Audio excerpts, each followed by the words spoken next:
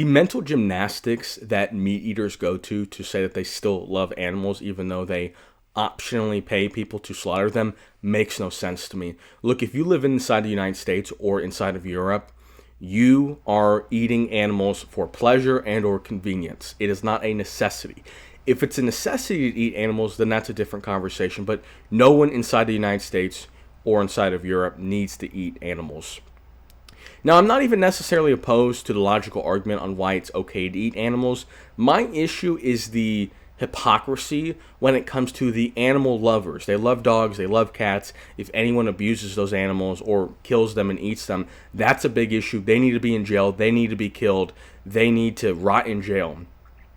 But in the same breath, animals like cows who are more sentient, which just means they're able to feel and express emotion, animals like cows who have a higher IQ than dogs, animals like cows who are larger, if that matters, and have a larger brain, those animals can be killed and mass-produced and killed.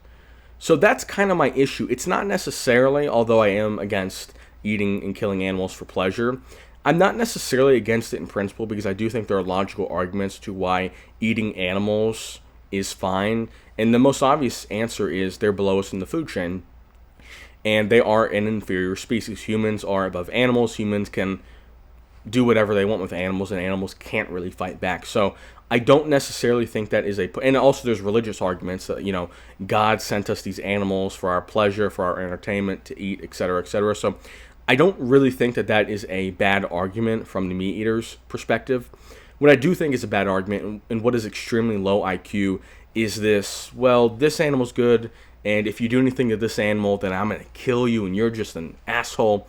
But then this animal, who is smarter, if that's what matters to you. I don't really think it should matter because we get into some dicey territory if we're going to extrapolate that to humans and say that humans with higher IQ are more valuable. But animals, if you're going to be comparing animals, what is the moral justification to protect and cherish dogs, but to not do the same for cows? What is it?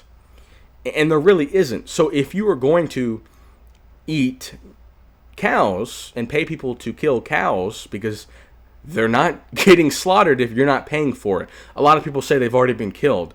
They've been killed because people buy them. So it just completely ludicrous reasoning. And if you're going to consume cows, then you really can't have an issue with anyone consuming a dog. If it's okay for you to shoot a deer in the woods and then eat it, what is the issue for someone to shoot a stray dog and eat it? I have an issue with both. I'm morally consistent. The issue is with you, if you're watching this and you hunt animals and kill them, but someone can't do that to a dog. What is the difference? There isn't a difference. And that's kind of if you're going to consume animals, that is kind of the bullet you have to bite, and you have to acknowledge that you're a hypocrite. And that's okay. I mean, I guess you can just say that I am basing this all on my feelings. My position is logical.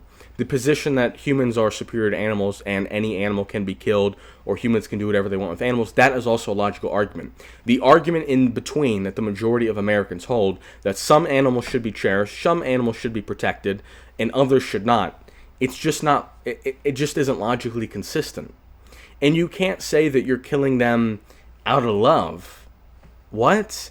I mean, that would be as ludicrous if a KKK Grand Master went on TV and said, I'm killing black people out of love. Like, what?